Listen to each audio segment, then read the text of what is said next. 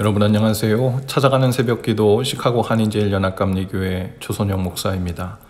오늘도 변함없는 주님의 은혜와 평강이 저와 여러분의 삶의 종일 풍성하기를 기도합니다. 오늘 말씀은 역대상 29장 1절에서 9절까지 말씀입니다. 제가 읽어드리죠.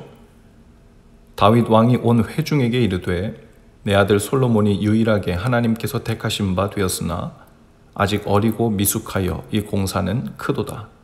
이 성전은 사람을 위한 것이 아니요 여호와 하나님을 위한 것이라.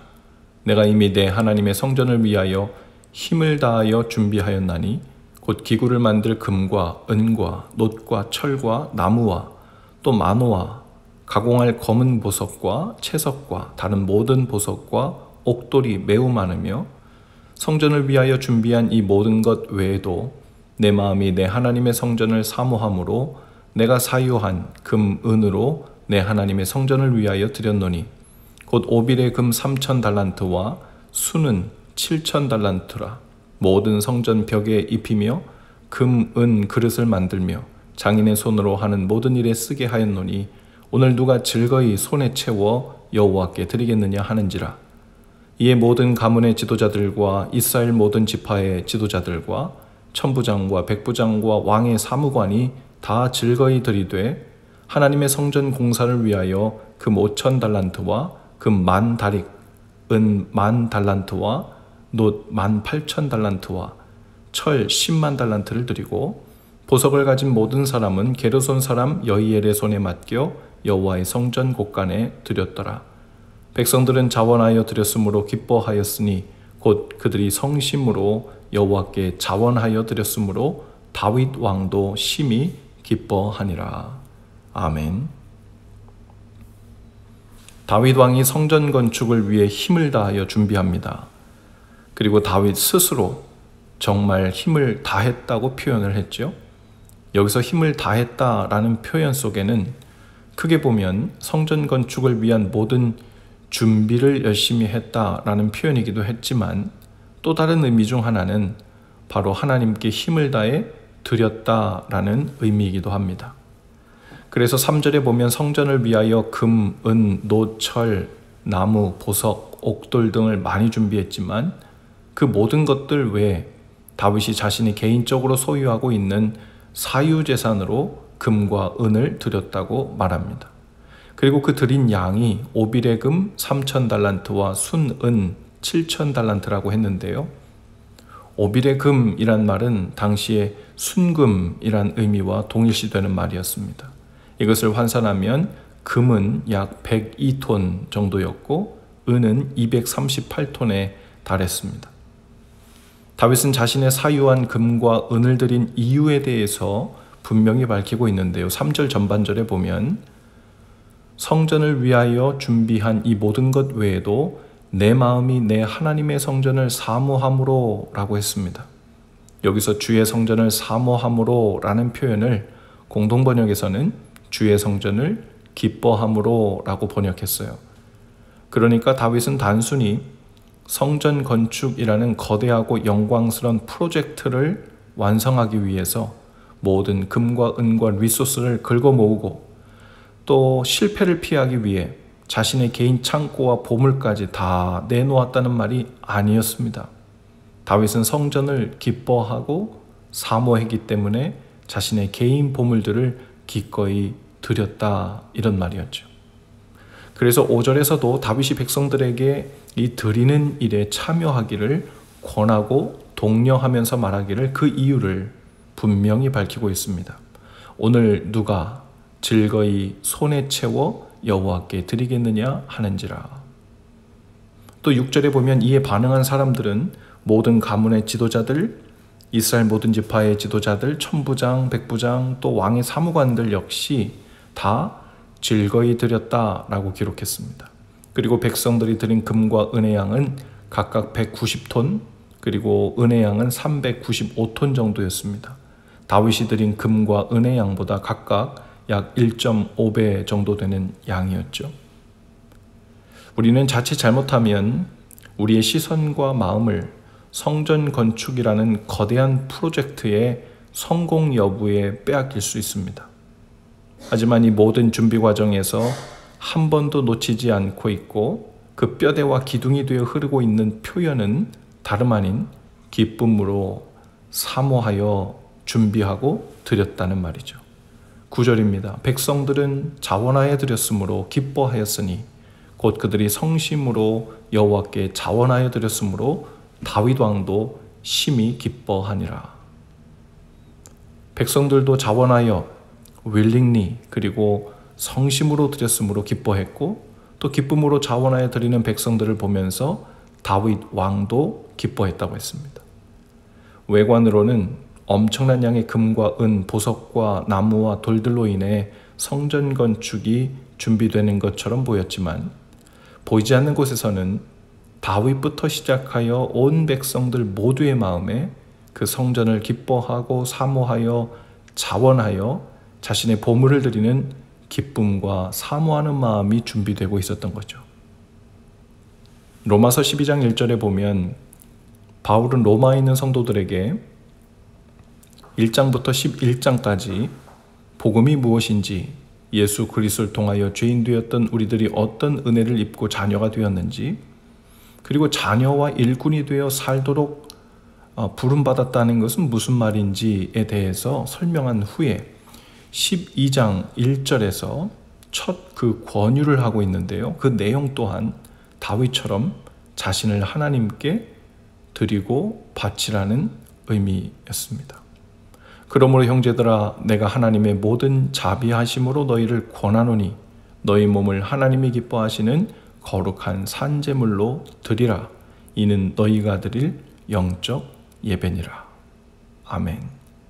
바울은 구원받아 하나님의 자녀가 된 백성들이 믿는 자로 살아간다는 것이 무엇인지에 대해 설명하면서 그 핵심적인 첫 말씀을 자신을 드리는 삶에 대해서 말합니다. 그 드리는 삶이야말로 하나님을 예배하는 삶의 핵심이라는 거예요. 그것도 그냥 예배가 아니라 너희가 드릴 영적 예배니라. spiritual worship이라고 확언합니다. 우리는 예배가 얼마나 중요한 줄 알죠. 예배는 구원받은 백성들의 시작이자 마지막입니다. 그리고 예배 중에서도 영적 예배라고 했으니 얼마나 더 거룩하고 영이신 하나님께서 기뻐 받으실 만한 예배일까요? 그런데 이 영적 예배가 무엇인가에 대해서 바울은 설명하기를 신령하고 은혜로운 찬양으로 가득한 예배에 대해서 먼저 언급하지 않습니다. 영감 넘치는 기도와 은사가 많이 나타나는 예배 스타일에 대해서도 먼저 말하지 않습니다. 새벽부터 저녁까지 얼마나 많은 횟수로 예배해야 하는가에 대해서도 말하지 않습니다. 바울은 신령한 예배, 영적 예배를 정의하는 핵심 단어로 자신의 삶을 하나님께 드리는 것, 이것과 밀접한 관련이 있다고 말하고 있는 거예요. 그것도 우리가 가진 돈의 일부, 시간의 일부, 봉사의 일부, 은사의 일부가 아니라 너희의 몸이라고 표현된 우리 자신 전부를 말합니다. 너희 몸을 거룩한 산제물로 드리라. 우리의 삶 전체를 거룩한 산제물, Holy and Living Sacrifice로 드리라고 말합니다. 그것이 바로 영적 예배를 알고 영적 예배를 드리는 삶을 사는가 살지 못하는가 하는 것의 핵심이라는 것이죠. 그래서 단순히 하나님에 대해서 믿음과 복음에 대해서 듣고 이해만 하고 있는 성도와 인격적으로 하나님을 만나고 성령 안에서 주님과 동행하고 있는 사람의 차이가 바로 이 드리는 삶의 태도에서 나타납니다. 똑같이 신앙생활을 하고 봉사를 하고 헌금을 하고 해도 기쁨으로 사모함으로 드리는 경우가 있고 의무감과 자기 의를 내세우고 싶어 드리는 경우가 있기 때문이죠. 다윗의 성전 건축 과정에서도 또 바울이 권하는 말 속에서도 보듯이 드리는 것의 핵심은 기쁨, 사모함, 자원하는 마음입니다. 그 마음이 갖춰지지 않으면 우리의 드리는 것은 오히려 우리에게 때로 불평이 되고 자기의 의로움을 내세우는 통로가 되고 자신을 드러내고 사람들에게 알아달라고 하면서 자신의 입지를 굳히려는 종교적인 투자 형식과 크게 다르지 않을 수 있습니다. 교회 안에서도 성도들 사이에 그 모습이 보일 것입니다. 어떤 성도님들은 정성을 다하고 힘을 다하여 주의 교회와 하나님 나라를 위해 필요한 것, 쓸 것을 위해 자신의 보물과 같은 시간, 재물, 봉사는 물론 모든 것을 드리면서도 오히려 드릴 수 있는 것에 감사를 드리죠. 오히려 더 많이 드리지 못한 아쉬움을 표현하기도 합니다. 참 이상하고 신기한 일이죠.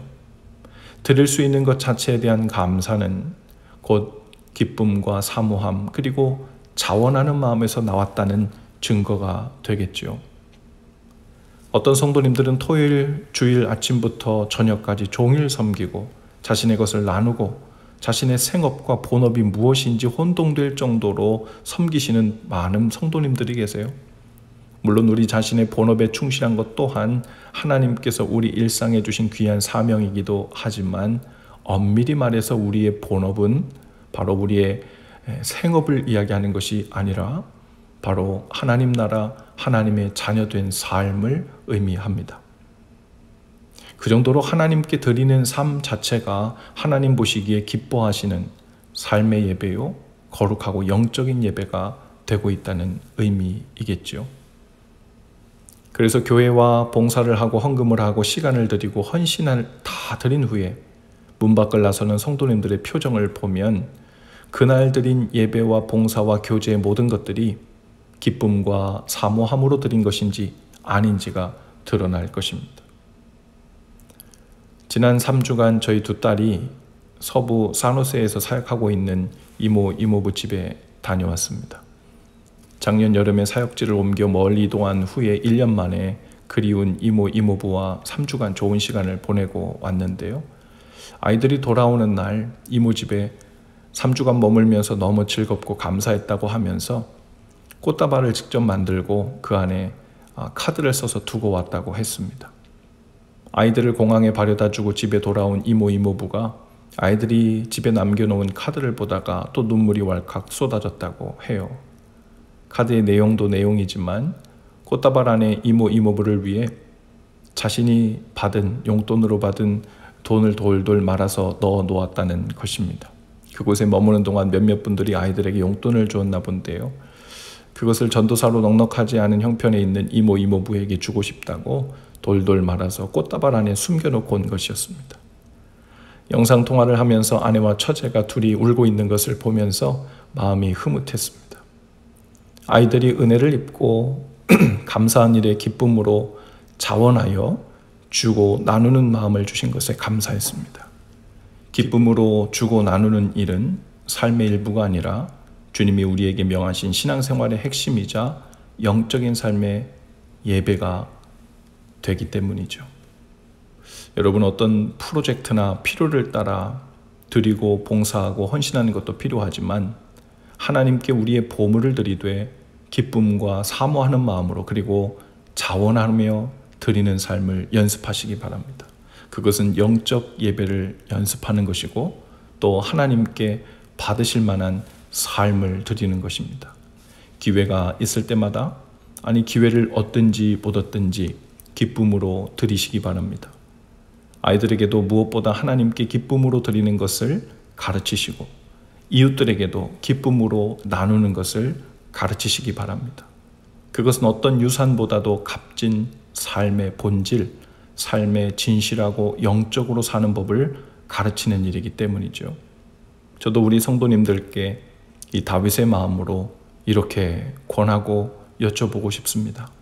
누가 즐거이 손에 채워 여호와께 드리겠습니까?